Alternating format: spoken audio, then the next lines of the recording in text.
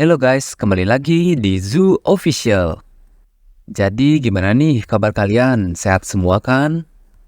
Terima kasih ya yang sudah mau meluangkan waktu untuk menonton channel ini. Oh iya, terima kasih juga yang sudah mau like, komen, dan subscribe. Sebelum kita memulai videonya, intro dulu ya guys.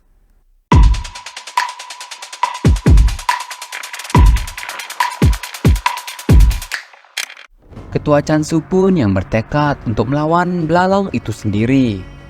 Mulai merasa tak sanggup menahan kekuatan monster itu. Sial, jika aku didorong lebih jauh lagi, aku pasti akan kalah, gumam dari Ketua Chansu. Meskipun Ketua Chansu memerintah Songhu untuk tidak terlibat, ia tetap kekeh melawan monster itu.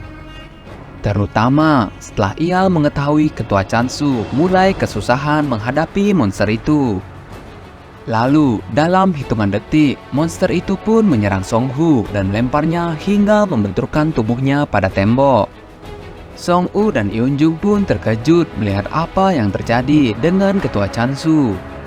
Ternyata, Ketua Chansu telah terkena tusukan hingga menjerit kesakitan.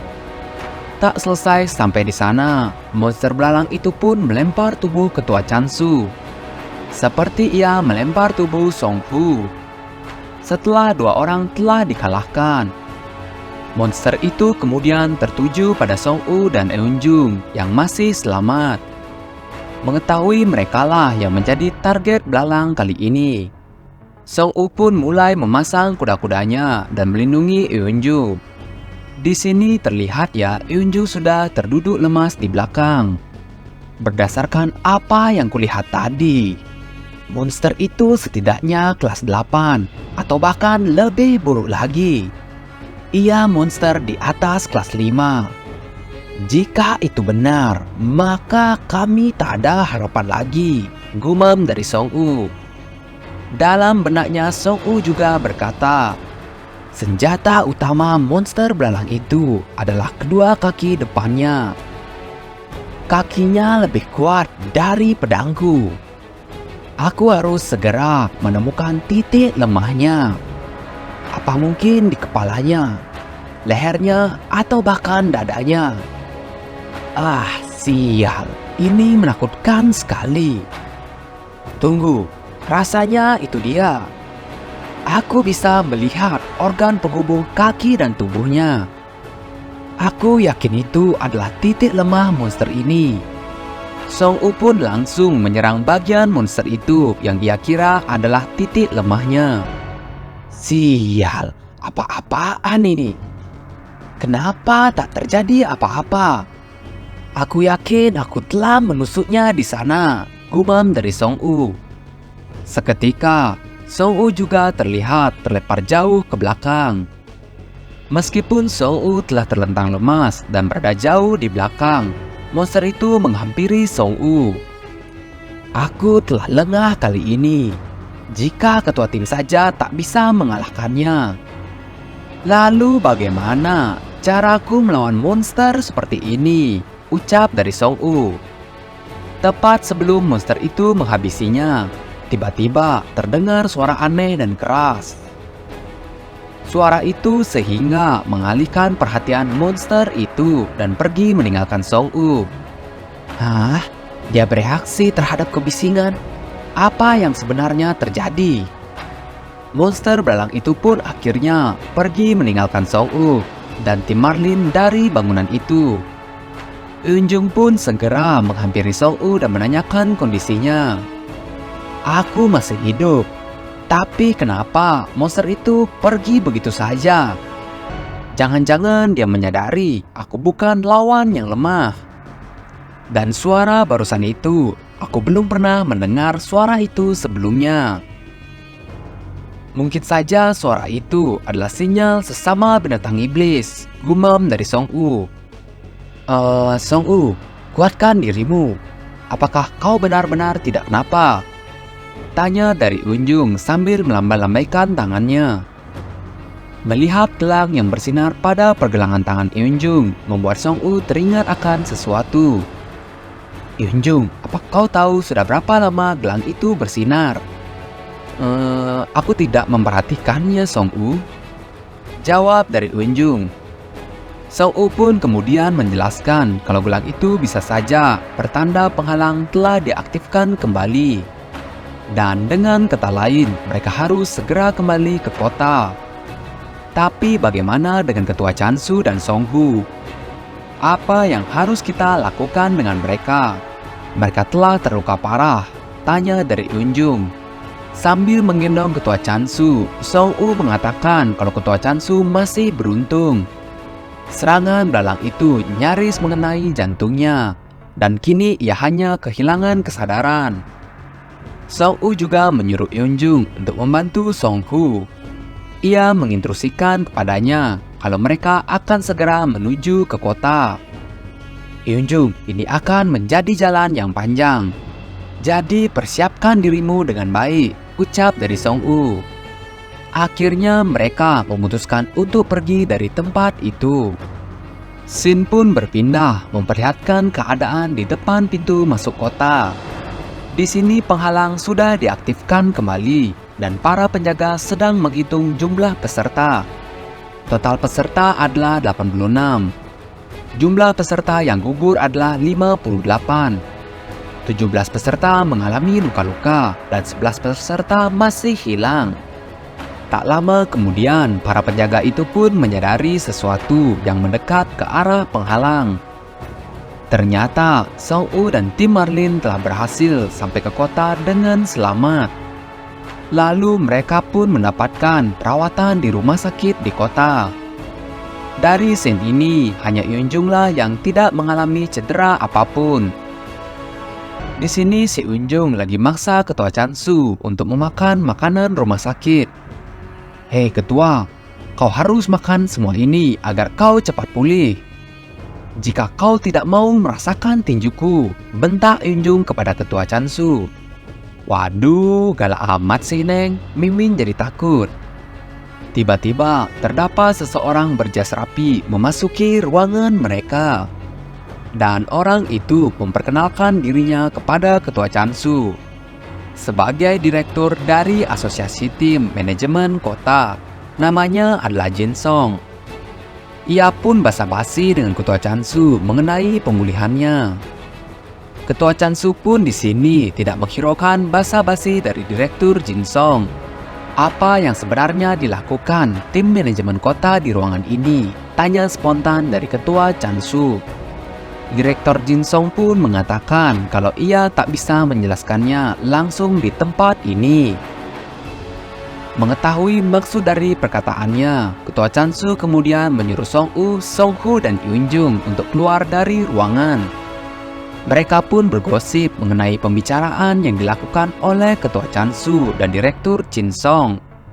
Di sini Song-hu mengatakan kalau mereka sedang membicarakan hadiah dari misi kali ini, yaitu memberikan kewarganegaraan kota untuk mereka.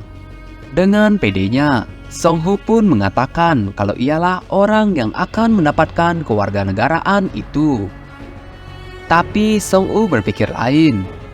Ia terlihat justru khawatir. Bukan tentang hadiah kewarganegaraan yang akan didapatkan, melainkan mengenai seorang direktur yang langsung turun tangan. Mendatangi orang-orang wilderness, itu adalah hal yang sangat mencurigakan baginya. Ketua Chansu pun kemudian menjelaskan kenapa mereka bisa selamat dari para monster raptor tersebut. Ia juga menjelaskan itu semua berkat Song-hu sebagai pemandu mereka yang mumpuni. Untuk sementara ini, mereka yang telah kembali dan selamat adalah hal yang baik. Hanya saja kami tidak mengira hal itu akan terjadi, ucap dari Direktur Jin Song. Setelah pembicaraan mereka berakhir, tim Marlin pun kembali ke dalam ruangan. Di sini Kapten Chansu langsung menjelaskan hasil diskusinya kepada mereka. Tapi tak disangka ada kursi yang tiba-tiba melayang. Kursi itu rupanya dilempar oleh Song-hu yang langsung melampiaskan amarahnya. Setelah mendengar penjelasan dari Ketua Chansu, Tenanglah, ucap dari ketua Changsu. Tenang katamu. Bagaimana ceritanya dia bisa memberikan hadiah kewarganegaraan itu hanya pada Yunjung dan bajingan non-metahuman Songhu itu? Ketua Changsu berusaha menjelaskan kalau ia tak memiliki wewenang untuk menentukan siapa yang berhak. Mendengar itu, Songhu pun semakin memanas. Kau bohong. Apa yang diketahui oleh bajingan direktur itu? Jika kau memang ingin melepaskan hak kewarganegaraanmu, silahkan saja. Tapi siapa orang terkuat kedua selain dirimu di tim ini? Bukankah itu sudah jelas jawabannya adalah aku? Tapi kenapa non-metahuman sialan ini yang mendapatkan hadiahnya? Bentak Songhu sambil menunjuk kasar Songhu. Ketua Changsu yang sudah tak tahan dengan sikap dari Songhu. Ia pun mengambil tindakan untuk mendisiplinkannya. Berhentilah berdebat, itu tak ada gunanya. Keputusan sudah diambil, jadi tenangkan dirimu Songhu. Ketua, apa kau kira aku tidak tahu? Ini pasti adalah skema darimu. Kaulah yang memutuskan kan? Karena kau mengira mereka tak memiliki kemampuan bertarung. Mereka sudah pasti tidak akan bertahan di area 17. Dan kau berbaik hati membiarkan mereka tinggal di kota ini, ucap Songhu dengan kesal. Kita berdua telah mendapatkan semua hadiah yang lain. Akan ada kesempatan lainnya untuk kita, jawab Ketua Changsu. Aku tak peduli imbalannya. Itu tak bisa dibandingkan dengan hidupku, bentak Songhu sambil pergi meninggalkan ruangan itu. Ketika Songhu tidak ada di ruangan itu, Ketua Changsu pun angkat bicara dan ia mengatakan, kalau Songhu lah yang menyelamatkan mereka, itulah kenapa dia berhak untuk tinggal di kota. Di sini Songhu pun berkata, ya, aku mengambil misi ini agar aku bisa mendapatkan kewarganegaraan di kota. Aku memang tak berniat untuk menyerahkan hakku, karena aku telah mempertaruhkan nyawaku untuk itu. Songhu kemudian menanyakan tentang kondisi dari Songhu yang tidak bisa menerima kenyataan. Dengan santainya, Ketua Changsu berkata, dia memang orang yang sangat pemarah. Tapi tenang saja, dia akan segera tenang. Ya, aku harap begitu. Di sini Songhu mendapatkan perasaan yang tak enak mengenai Songhu. Malam pun tiba dan seluruh anggota tim Marlin termasuk Songhu sedang tertidur lelap. Tiba-tiba Songhu pun terbangun dan melirik ke arah samping. Ia pun melihat siluet dari Hunter Songhu yang sedang duduk di atas ranjangnya. Hunter Songhu, ucap pelan dari Songhu. Songhu pun berjalan dan mendekati Ketua Changsu yang masih tertidur dengan lelap. Tak disangka-sangka, ternyata Songhu mengeluarkan senjata tajam. Songhu yang telah terbutakan oleh rasa amarah yang sangat dalam. Ia pun bertekad untuk menghabisi Ketua Changsu yang sedang tidak sadarkan diri. Tepat di saat Songhu melakukan aksinya, Ketua Changsu pun terbangun dan langsung mencekik Songhu. Songhu, bagaimana bisa kau melakukan ini? Ucap Ketua Changsu dengan terkejut sambil menahan rasa sakit. Semua ini adalah salahmu, Ketua. Ucap dari Songhu tanpa rasa bersalah sedikit pun. Songhu di sini hanya bisa berpura-pura tetap tertidur. Sambil mendengar seluruh kejadian itu, ia sangat terkejut dengan apa yang diperbuat oleh Songhu. Hei Songhu, ku tahu kau mendengarkannya kan? Ucap dari Songhu. Songhu pun kemudian pergi ke ranjang dari Songhu. Dan tanpa basa-basi, ia pun langsung menyerang Songhu. Hahaha, pada akhirnya karena dirimulah semua ini terjadi, ucap dari Songhu. Tapi ternyata Songhu di sana menyiapkan rencana selama Songhu menghabisi Ketua Changsu. Setelah menyingkirkan selimut, Song Hu terkejut karena Song Wu tidak ada di sana. Melainkan, ia menemukan sebuah bom sihir yang dibeli Song Hu pada toko antik tempo hari. Dalam hitungan detik, bom itu akhirnya meledak dengan sangat keras dan membutakan mata Song Hu. Dan tepat dari arah belakang, muncullah Song Wu dan langsung menyerangnya. Lalu Song Wu berada di pundak Song Hu sambil membawa senjata tajamnya. Song Wu kemudian mendengar sebuah suara yang mengatakan, "Habisi dia dan ambil kekuatannya." Kali ini Song Wu tak dapat mengontrol dirinya. Ia pun menusukkan langsung senjata tajam itu ke Song Hu. Tak lama kemudian, Song Wu menyadari suara yang baru saja ia dengar. Suara itu percis seperti suara yang ia dengar saat memandu Hunter Bodong level 19. Song Hu yang masih dapat bergerak langsung memating tubuh Song Wu setelah ia terkena serangan. Tak hanya sekali, Song Hu mengangkat tubuh Song Wu dan memantingnya kembali. Di sini Song Wu sudah tak sanggup melakukan perlawanan dan hanya bisa terduduk lemas. Di sini Song Hu sudah kehilangan banyak cairan merah. "Aku adalah seorang metahuman dan seorang pecundang lemah sepertimu bisa mengalahkanku. Aku tidak bisa percaya ini." Setelah selesai berbicara, Song Wu pun seketika tumbang dan tak sadarkan diri. Song Wu kemudian merasakan sesuatu yang aneh terjadi pada dirinya. Aura biru pun keluar dari lengannya dan mengejutkan dirinya. Apakah ini sebuah kebangkitan? Tanya dirinya kebingungan. Song Wu kemudian merasa sempoyongan. Ia pun berkata, "Aku tidak boleh pingsan di sini. Bukti kejadian ini, aku harus menghilangkannya." Dengan sisa kekuatannya, Song Wu pun melemparkan pisau itu. Ia melempar jauh-jauh dari jendela. Ketua Chansu yang masih sadar melihat apa yang terjadi dengan Song Wu. Ia pun memanggilnya dengan suara lemahnya.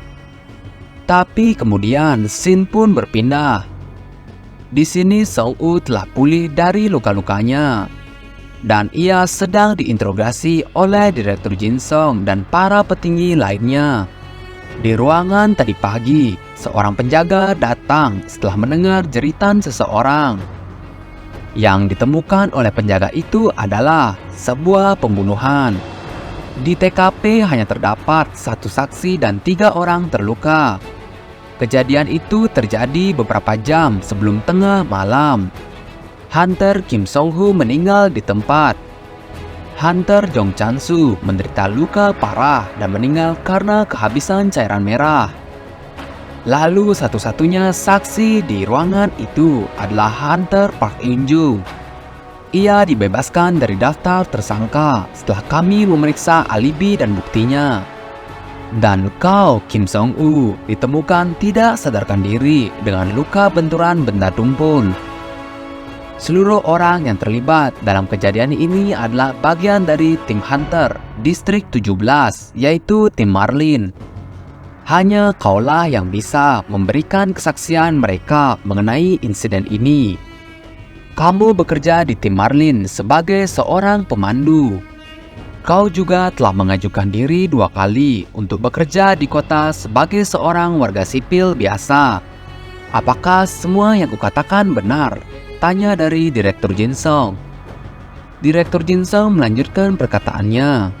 Hunter Kim Song Wu, apa yang sebenarnya terjadi tadi malam? Song Wu pun memberikan kesaksian palsu untuk melindungi dirinya. Ia mengatakan kalau ada seseorang yang menerobos masuk ke dalam ruangan itu. Orang itu tiba-tiba masuk ruangan di malam hari saat kami tertidur dan ia menyerang kami. Apakah kau ingat penampilan penyerang itu? Tanya dari salah satu petinggi. Tidak, di ruangan itu terlalu gelap, jawab dari Song Wu. Seorang petinggi yang dipanggil dengan sebutan senator pun angkat bicara. insiden itu terjadi antara orang-orang Wilderness. Jadi tak perlu diperpanjang, karena mereka juga bukan orang yang penting. Wah, serendah itu ya ternyata pandangan orang kota dengan para warga Wilderness. Direktur Jin-song pun menyangkal perintah dari senator. Ia pun berkata, jika benar terdapat penyusup, seharusnya terdapat jejak kaki. Sehingga poin ini bertentangan dengan apa yang dikatakan oleh Song-woo. Maka dari itu, Kim Song-woo mungkin saja membuat kesaksian palsu untuk menutupi kejahatannya sendiri. Setelah mendengar penjelasan dari Direktur Jin-song, Song-woo pun berkata, karena aku sekarang telah menjadi seorang tersangka, bolehkah aku mengatakan sesuatu? Seperti yang kau bilang, aku adalah warga sipil biasa tanpa kekuatan apapun. Untuk seorang biasa sepertiku, tidak mungkin akan bisa melawan dua metahuman. Dan aku telah mendapatkan hak sebagai warga di kota ini. Apakah dengan bodohnya aku mempertaruhkan hidupku hanya dengan hal itu? Direktur Jin-song pun mengatakan kalau bantahan yang dikatakan oleh Song-woo pun masuk akal. Hanya saja itu akan masuk akal jika melihat Song-woo sebagai seorang non-metahuman. Direktur Jin-song pun kemudian mempersilahkan saksi lainnya untuk memasuki ruangan. Silahkan perkenalkan dirimu, ucap dari Direktur Jin-song. Seorang wanita pun muncul dan memperkenalkan dirinya. Namaku Mari, seorang peneliti dari tim pengembangan penelitian kota. Waduh, ternyata Mari ini seorang metahuman ya. Ia bisa merasakan aura dari Song-woo. Wah, kalau kayak gini bisa bahaya ya si Song-woo. Kehadiran Mari yang tak disangka-sangka oleh Song-woo pun berhasil membuatnya terkejut. Oke, sampai di sini dulu ya cerita kali ini. Jadi saksi dari Mari adalah kunci insiden kali ini. Posisi Song-woo kali ini masih belum aman ya guys. Penasaran kan dengan kelanjutan ceritanya? Hanya di Zoo Official. See you.